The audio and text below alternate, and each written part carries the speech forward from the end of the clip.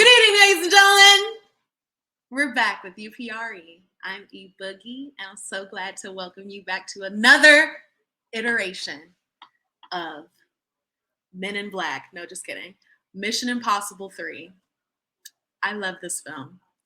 I'm so excited about talking about it, mainly because it fully redeemed Ethan Hunt's arc after that shit show that was Mission Impossible 2. We heard a lot of flack in that last episode, but I'm, still emotionally recovering. It's okay. And what a way to recover. I'm very pleased to present to you Mission Impossible 3.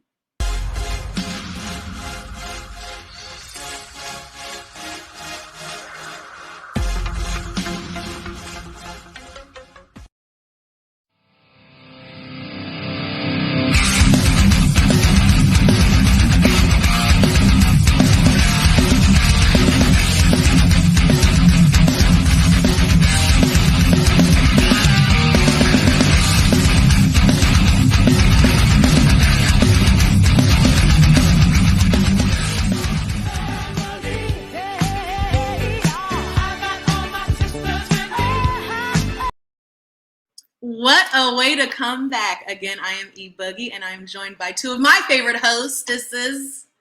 And not because they're ladies, but because they're two plump, creamy little chocolate chip cupcakes that I love to see 2 times a week.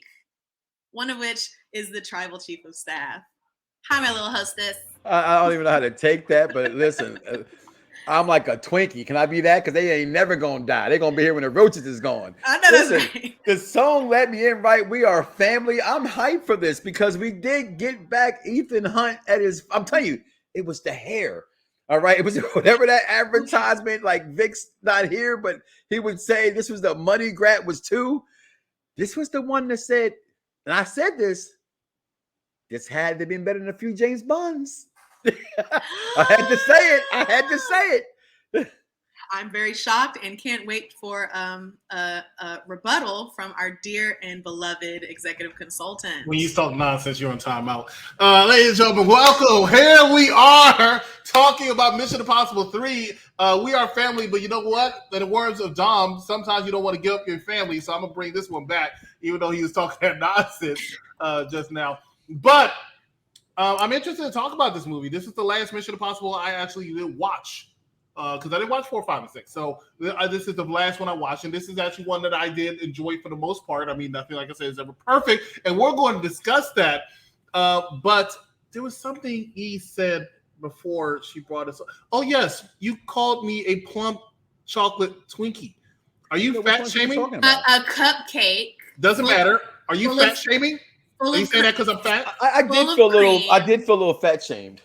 You shouldn't feel that way, and I'm so sorry if you did. Is it weightism? No, is it weightism? Is it weightism? Where's that graphic? She called me a Twinkie. No, I like Twinkies. I didn't call anyone Twinkie. I called you Hostess Cupcakes. That's the same thing. Because you're my cupcakes. I like Hostess Cupcakes. I'm okay with that. As you should. They're so sweet and delicious. As long as you get them fresh. And we're fresh right now. What we got today, E Boogie? And full of some sweet shit. MI3. Are you trying to call? Never mind. Now, just to give you a quick little synopsis, retired from active duty. Did she wink?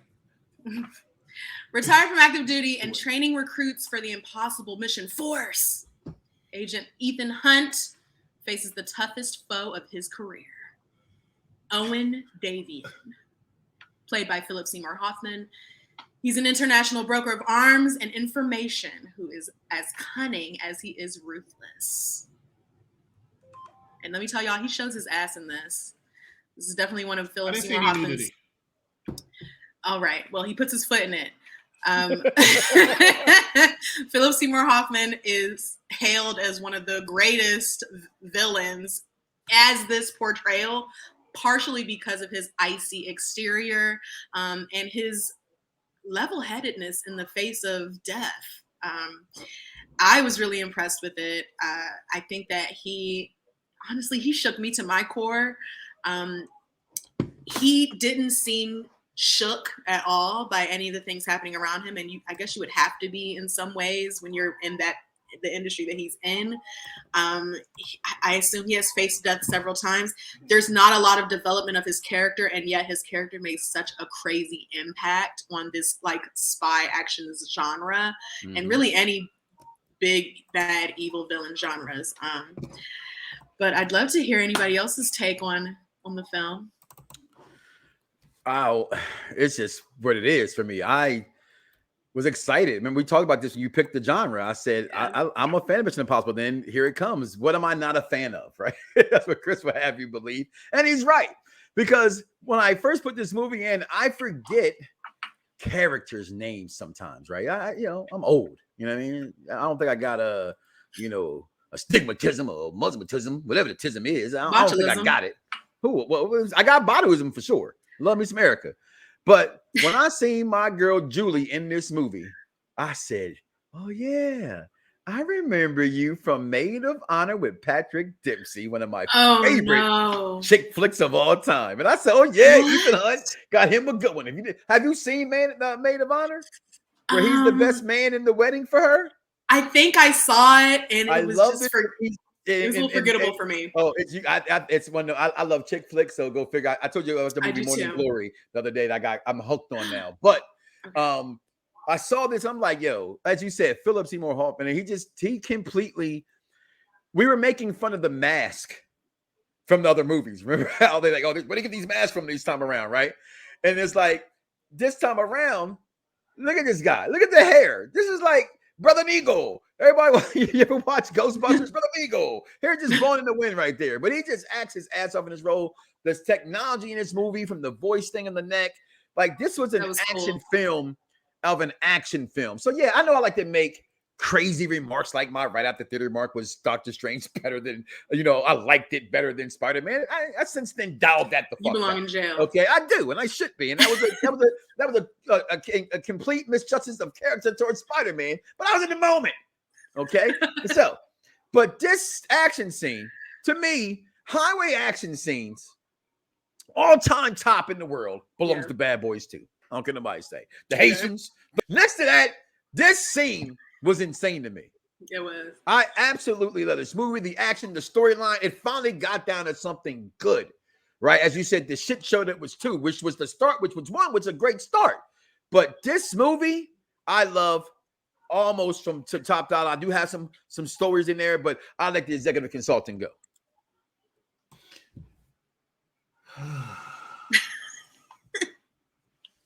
Action sequences, the fighting on the bridge. Yeah, that was all good. I did like the whole little let me get your voice, say this, read this so I can get your voice. I thought it was really good because it's not a believable thing.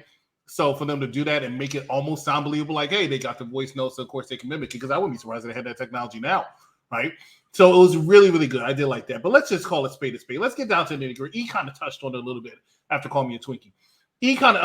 A hostess, right? With the cream filling, but I can't get women apparently. Anyway, so it's like I'm looking at it and I see one person who steals the show in this movie. Not saying Tom Cruise didn't do a good job. Not saying Ving Rhames didn't do a good job, or anybody else, because I think they all did a pretty decent job, including the turncoat trader and Lawrence Fishburne, right? Who had a great scene. I wanted to shout it out there while I'm talking. I forgot about that scene. The scene where he was like, don't interrupt me while I'm asking rhetorical questions. I can hear myself saying that at work sometime soon because I forgot about that line, right? So stay tuned tomorrow. Now, that being said, great minds, right? Great minds, right? Cool. All right. So, Philip Seymour Hoffman. I saw this movie and I said, you know what? I wanted him as a Batman villain, a real Batman, not the one that came out earlier. I wanted him as a Batman villain, right? I think, and correct me if you disagree with excellence here, but I think he will be a great Penguin. Boo! Did you go outside and realize that you live in the DC area? I'm going to say yes, although I liked Colin Farrell. Colin Farrell right now is Penguin. So. Boo. You know what? I was having a conversation with Bad Guy Jack. Shout out to Bad Guy Jack. And we were talking about there are a lot of people, I think, the characters especially, who did a very good job of that actor portraying that character. But I could see other people playing that character. You know, Batman. There's been so many good Batmans. Joker is another one. Joker is one of the most complex characters you can have. Yet I can count less bad Jokers than I can count good Jokers. If that makes sense. I have seen almost every person who's played a live action Joker, in my opinion, has done a good job. With the exception, I know I'm in the minority. We talked about minorities in production meeting. I was not a fan of Joaquin Phoenix. I could not stand Jail. Joker. Well, Jail. can I just say this much? He I should go to jail. wasn't in that No, meeting you at that should. time. Can I just say this? He's not the Joker. He's That's Arthur why. Fleck. That's why I said He's that. what? I He's agree. not the Joker. He's Arthur Fleck. And people need to understand that how that movie was written. He's not the Joker yet. He's not the Joker, but he was not the Joker. But I can't even see him doing anything to Robert Pattinson's Batman, right? He can't do anything with Vengeance. He can't do anything with anybody. He can't do shit with Robin. he's crazy enough. He wasn't crazy. He gets his ass whooped. All right. Wrong movie. Yeah, but all right, bottom guys. line is Philip Seymour Hoffman stole every scene he was in the movie. Ever since he woke up on that plane and said, "Do you have a family? Do you have a girlfriend, wife, or anything like that?" You know, and was able to get up and say, and knew the guy's name. Say, He's "It's over. confident. I told you. I warned you." He was good. Yes. He's real confident. I'm going to take a phrase I never thought I would say. I would steal it from C because C always talked about this shit. There was lots of BDE coming from Philip Seymour Hoffman in this movie. And in the most non-homosexual way I can say it, I'm here for it. Back up to y'all. Here for the BDE. I feel that.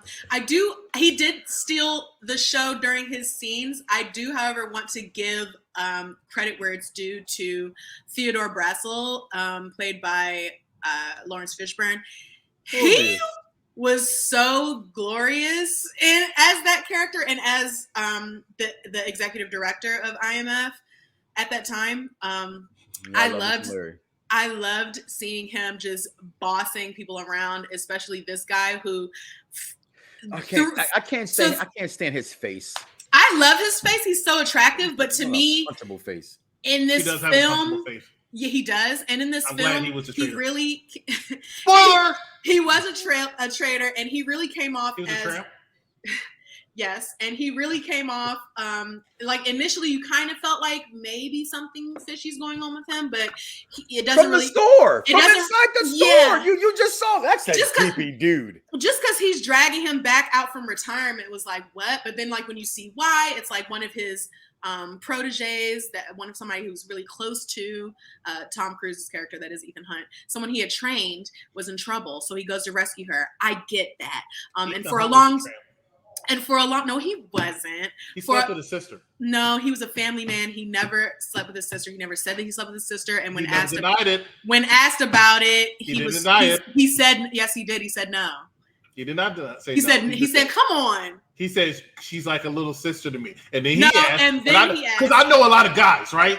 I'm a guy. He didn't do When it. we say little man. sister, you know, Come on, you know, dog. Yes, most guys, but not Ethan, because Ethan Hunt is a good man. You sure about that? Ethan Hunt is a good man. You sure about Ethan that? Hunt's a good man. Anyway, back to my point. This He dude slept with somebody in This- Mission Impossible 2 in 5 minutes. because he fell in love with her. This guy is the anti-Ethan, okay? And Because the he gets reason no girls. I agree. the reason that I say that he's the anti-Ethan is because not only is he a flagrant racist, all right, which when he has that one scene and he Affirmative action poster boy. and the real why? You got something to add, or are you gonna let me? Anyway, he makes reference to Lawrence Fishburne's character being an affirmative action poster boy, and as soon as he said that, I was like, racist! I was so mad at that. And I was so happy at his final demise, not being at the hands of a highly skilled field agent, but being at the hands of a civilian, which was amazing to me. And he deserved much worse, mostly because he's the type that thinks that he knows what's best for everyone, including all of America. He thinks that he has the foresight to be a leader, but in the background, and he thinks he knows best. I hate that type because they think this is all on them, and they think that they're the hero of this story, but really they're the villain. That being said, he sucked. I was so glad that he died. And I wonder what the initials stand for because I'm kind of new here. What the initial? Which initial? Yeah, the BBE. BDE is Big D Energy. Oh, okay. I thought I do know that. Okay, so you tell me, my guy, Philip Seymour Hoffman, the guy from Boogie Nights. No, that guy from Boogie Nights, which, by the way, he played a really good role in. By the way, I think every acting in Boogie Nights was amazing. But I just wanted to make sure I was clear on that. That guy right there. Okay. He was multifaceted. God rest his soul. He was a very, very talented actor, Philip Seymour Hoffman, rest in peace. And this was one of his greatest roles. I'm so glad that we got a chance to review his work in this. Now, I want to hear you guys' favorite scenes and some of the scenes that you're like, huh, bitch? Let's start with you, Tribal Chief, because I know that you're going to have a good one. Hopefully it's not mine, but... Well, honestly, I set them. The fight scene on the bridge. Okay. Again, I'm here for action movies, and sometimes these movies, and at this time, in my opinion, movies are to take that shift where the story had to get deeper. You know what I mean? That's why in the sidebar, don't go nothing. And this is why I think Winter Soldier is the greatest Marvel movie of all time, because Marvel does army espionage better than anybody to me. And so I love those kind of films and that kind of action in films. And that's what this kind of gave me, like the fight scene, you know what I mean? And then sending the cars in and then the whole, like, I'm going to kill, like when he woke up, when he realized he lost, you know what I'm saying? And she's sitting there and he's like, I'm going to kill you. I'm going to find you and I'm going to kill you. And it's you could feel that energy. This is why I love Tom Cruise. This is why I cannot wait for Maverick in 2 weeks. Okay. Cannot wait for this movie. I will have on all Top Gun everything. Okay. Cannot wait. My favorite scene is quite simple. I said it earlier also, but it's like when he was, well, actually I probably didn't say it, but when he was interrogating, so to speak, Ethan Hunt, and he had a homegirl who wasn't homegirl. I forgot her name. So, whatever. Julie. But, yes, Julie. When he had Julie in there, he had a gun. He's like, I'm going to count to 10. You want to tell me what I want to know? He counted slowly and softly until he started getting agitated and more agitated and more agitated. Each number coming up. And then he calmed back down. But still, to tell he was agitated, because you don't think I would do it? I would do it. That was my favorite scene. I loved it. It was very intense. He was a good bluffer. I would not like to play poker with him. Mm-hmm. Can you play poker? Probably, but it's like spades. Once you play a round or two, then you're like, oh yeah, this is how it is. Yeah, I'm gonna kick ass. Love poker. It's one of my favorite games. I love spades. I'm pretty good at spades, but I don't overcompensate with chatter about that, because then people hold you to these high expectations and then they also target you. They do. So there's that. That being said, that was a little tidbit on my personal life. I would like to highlight the scene where Lawrence Fishburne is reading Ethan and Agent Musgraves for filth. Mm-hmm. And he comes off as the most he's for sure a Republican when he says this line, I will bleed on the American flag to make sure those stripes stay red. I was like, you know what? That would never leave my lips. But I respect that. And I felt very proud of him in that moment. It just felt good to have him be so committed to his job and his position and to what the mission of the Impossible Mission Force is enough to ream one of their top agents, which was Ethan Hunt. Another one of my favorite moments was when he's like, during that same scene, he's like, it's unacceptable that chocolate makes you fat, but I've eaten my share, and guess what? That was hilarious. And it really was a good moment for levity during an otherwise very high octane film.